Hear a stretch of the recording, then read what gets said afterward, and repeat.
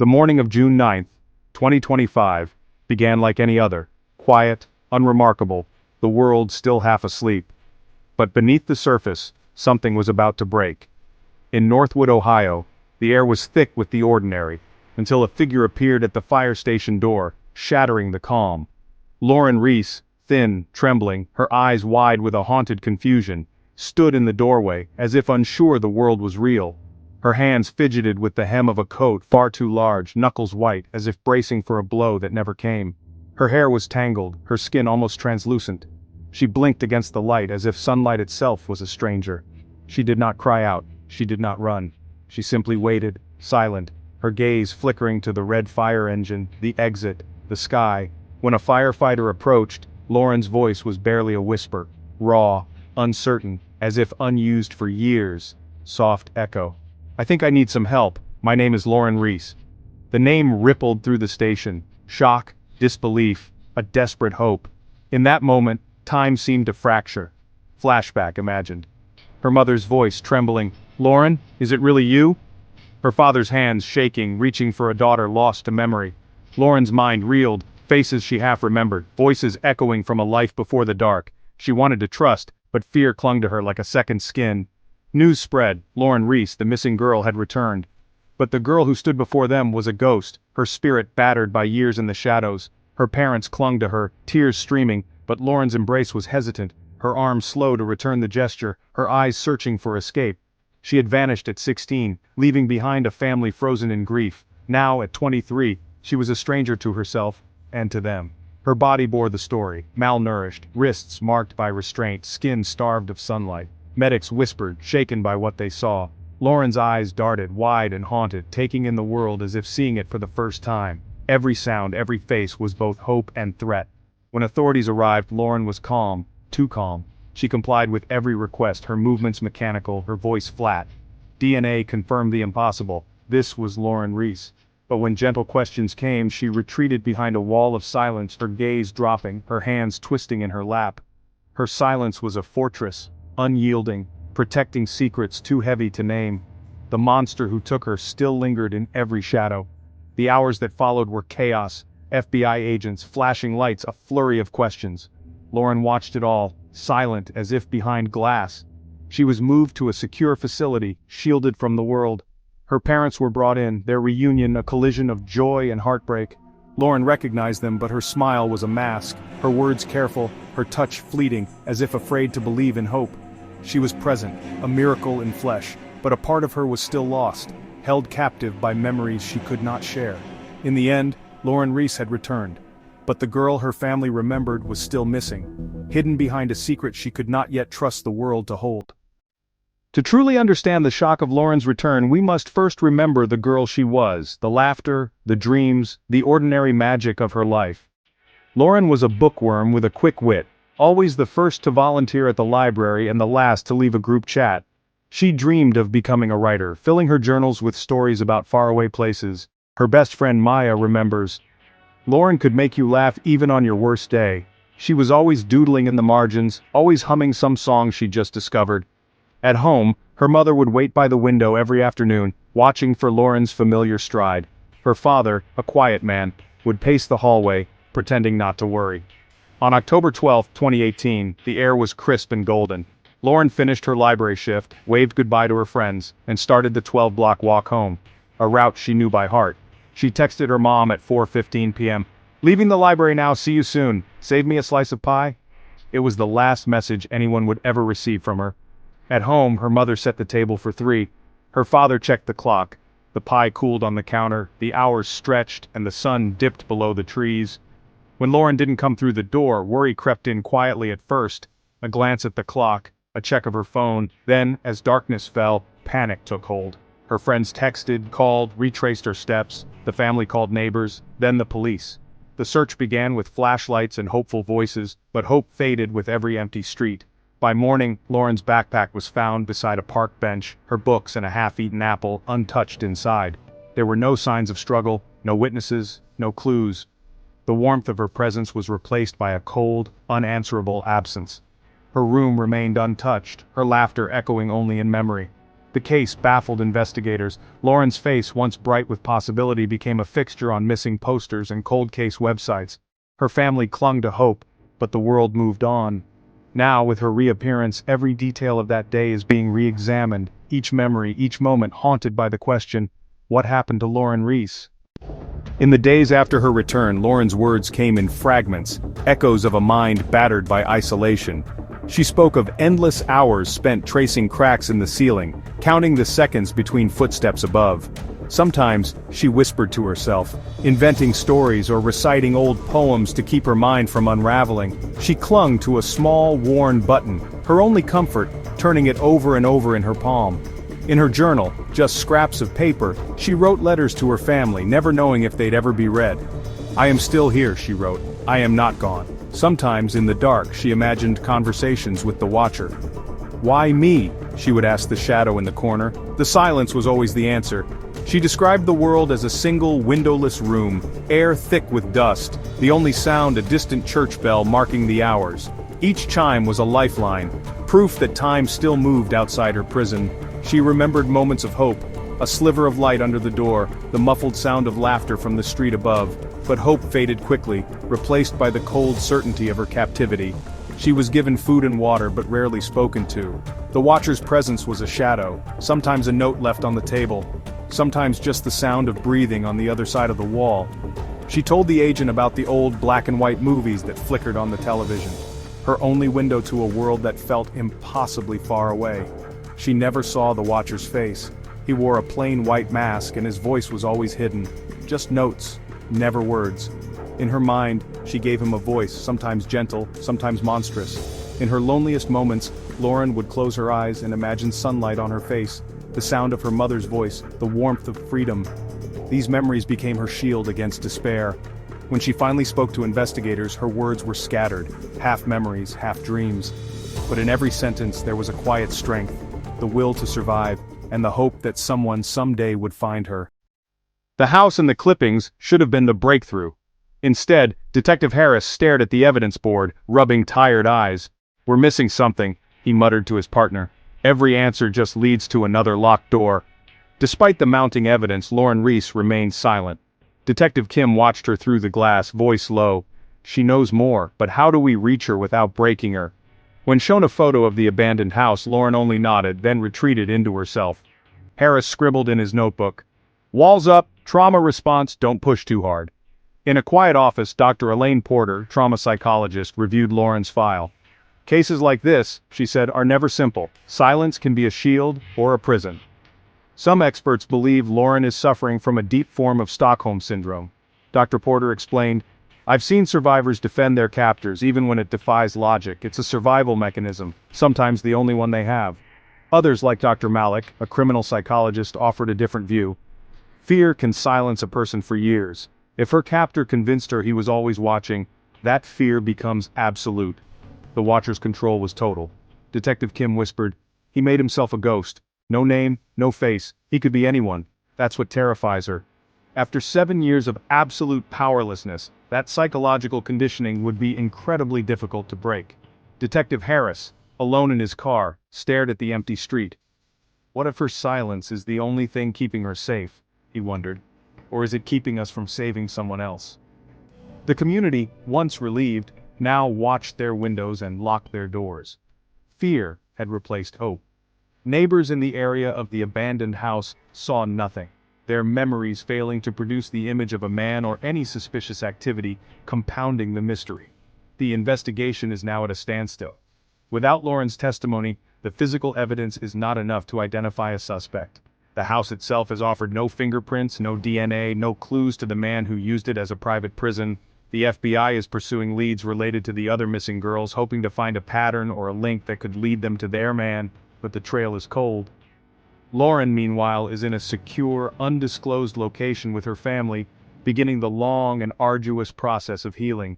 She is a survivor, but she is also the sole keeper of a secret that could bring a monster to justice and potentially save others. The Lauren Reese case remains painfully open. Why does she continue to protect the identity of the man who stole 7 years of her life? Who is the Watcher, the ghost who moved through a community unseen, holding a young woman captive just blocks from a church? And the most haunting question of all, are there other girls out there, still waiting in silent basements for a rescue that may never come? Until Lauren Reese decides to speak, the shadows that held her for 7 years now cloud the search for answers, leaving a community and a nation watching and waiting. As investigators combed the quiet streets around the abandoned house, the truth became a chorus of whispers, each one colored by memory, regret, and fear. The neighborhood itself seemed to hold its breath, haunted by what it might have missed. Mrs. Harrow, a retired music teacher, sits by her window clutching a faded photograph. Every morning I'd walk my dog past that house. Sometimes I'd hear a faint humming, like a lullaby or someone singing to themselves. Her voice trembles. I told myself it was just the wind, but now I wonder if I was trying not to see. In a brief flashback, Mrs. Harrow imagines a flicker of light behind the boarded windows, her younger self pausing, uncertain, before hurrying away. I saw a light once, just a glimmer. I thought it was kids sneaking in. I never told anyone. Mr. Patel, a widower who has lived across the street for decades, shakes his head. That house has been dead for years. I never saw a soul near it, not even kids. If someone was there, they were a ghost. His eyes linger on the empty porch, guilt flickering across his face. Jenna, Lauren's former classmate, sits on her childhood bed, twisting a friendship bracelet. The week Lauren disappeared, I saw a white van parked a block from school. I thought nothing of it, but now, I can't stop thinking about it. What if I could have done something? Another student, Mark, insists there was no van, only a delivery truck that came every week. He stares at his phone, scrolling through old messages, his denial masking unease. The local mail carrier, Mrs. Green, recalls, there were always stacks of old newspapers on the porch. Then one morning they were gone, no one should have been there. It just vanished. She stands at the gate, glancing over her shoulder as if expecting someone to appear. One bystander, who wished to remain anonymous, describes hearing crying from the alley behind the house. It sounded like a young girl, but when I looked, nothing was there. I told myself it was just a cat. In his mind, a shadow flickers at the edge of the alley, gone before he can focus. With every statement, the truth grows murkier. Some neighbors whisper about a tall man in a hat lurking near the property. Others insist it was just a shadow. Fear and suspicion ripple through the community, each person seeing something different in the darkness. Rumors swirl, strange figures in the woods, unexplained noises, silent faces glimpsed at windows in the dead of night. The case has left the neighborhood fractured, each resident haunted by what they did or did not see. These fragments, conflicting, eerie, unresolved, paint a picture of a community burdened by guilt and uncertainty. Each account raises more questions. Was the watcher truly invisible, or did the community simply look away? Are these memories real, or echoes of fear reshaping the past? In the absence of hard evidence, these witness statements become part of the myth, a puzzle with pieces that almost fit, but never quite form a clear image. The answers remain hidden for now, in the shadows between what was seen and what was imagined. The neighborhood waits, uncertain, for the truth to emerge. Police interview transcript, case file 17, 203. The tape begins with a low hum, the sound of a recorder clicking on. Detective, state your name for the record. Lauren Reese. Her voice is barely audible, trembling.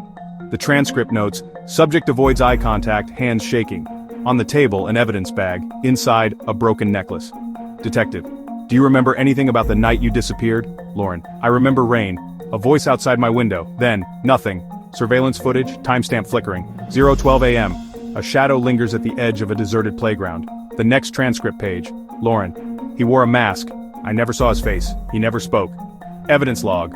Item 42, disposable phone. Call logs, multiple silent calls to Reese residents, late night. Audio analysis, waveform spikes, static. The sound of a child's lullaby faintly in the background. Detective, why did you keep calling? Suspect, I didn't. Someone used my phone, I swear. The suspect's voice cracks, a hesitation. The investigation deepens. Every answer leads to new questions. Evidence bags, photographs, and transcripts pile up, each one a fragment of a larger, darker puzzle. The truth remains elusive. Was Lauren's captor someone she knew, or a stranger hidden in plain sight? The voices in the dark offer no easy answers, only echoes and uncertainty. Just when the investigation seemed to have reached its end, a new clue emerged, one that no one could explain. A battered envelope postmarked the night Lauren vanished was found in the back of a forgotten mailbox. Inside was a single Polaroid. Lauren, eyes wide with fear, standing in a room no one recognized. Behind her, a wall covered in peeling wallpaper.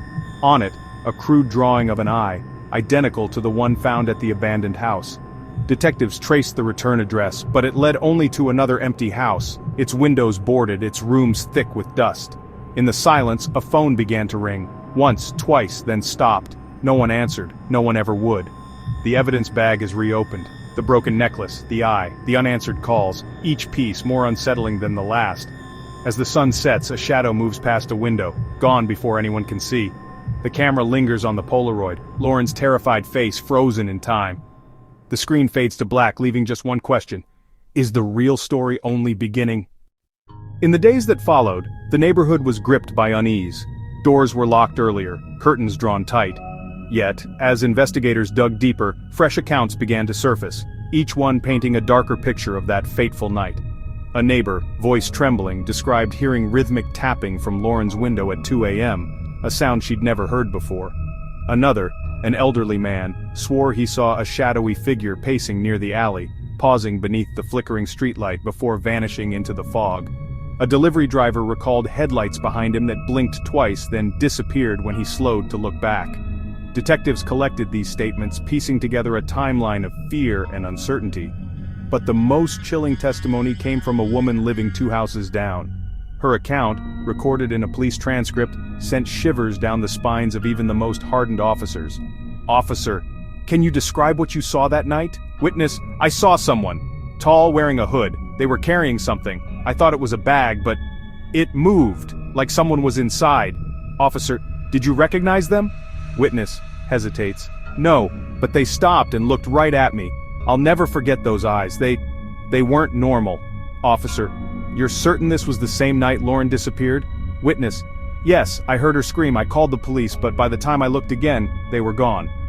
The investigation took another turn when a suspect previously dismissed was brought in for questioning. Under the harsh glow of the interrogation room, his story began to unravel. Officer, you said you were home all night, but your phone pinged near the old mill at 7 a.m. Why? Suspect, I went out for air, that's all. Officer, did you see Lauren? Suspect, no, I already told you, I didn't see anyone. Officer, then why did your shoes test positive for soil found only at the abandoned house? The tension in the room was palpable. The suspect's jaw clenched. The truth, it seemed, was slipping through his fingers. As dawn broke, officers returned to the scene with fresh eyes. Near the fence, half buried in mud, they found a small, rusted key, its handle engraved with the same crude eye as before. No one could say what it unlocked or why it was there. But one thing was certain. The mystery was far from over. The screen lingers on the key, its shadow stretching across the evidence table. Every answer leads only to more questions. Just as the investigation seemed to stall, a chilling development jolted the case forward. At 2:47 a.m., the local police station received a call. The voice on the other end was distorted, genderless, emotionless, and each word carefully measured. Phone audio effect. Anonymous caller. You're looking in the wrong place. She's not where you think. The key opens more than a door. If you want the truth, check the riverbank before sunrise, but don't come alone. People are watching. Click. End of call. Detective Harris replayed the message, searching for any clue in the caller's cadence. Detective Harris. The caller knew about the key. That detail wasn't public, and the mention of the riverbank, either a trap or a lead. We have to take it seriously. Audio analysis revealed faint sounds in the background, distant traffic, a metallic clang, and what sounded like a coin dropping. Investigators traced the call to a payphone at the corner of Maple and 3rd. A witness, Marie Collins, came forward. Marie Collins. I was walking my dog. I saw someone at the payphone. Tall, heavy coat, hood up. They kept looking over their shoulder. When they finished, they wiped the phone and hurried off toward the alley. Officers searched the area around the payphone. In the grass nearby, they found a scrap of paper, damp with dew. On it, a single phrase, scrawled in shaky handwriting. She still remembers.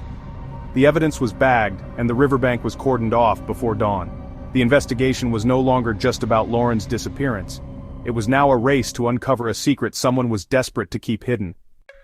Just as dawn broke over a city on edge, a package arrived at the precinct, unmarked, silent, and heavy with secrets. Detective Harris sliced open the box, his hands steady but his eyes wary. Inside, beneath layers of brown paper, was a small USB drive, unlabeled, cold to the touch.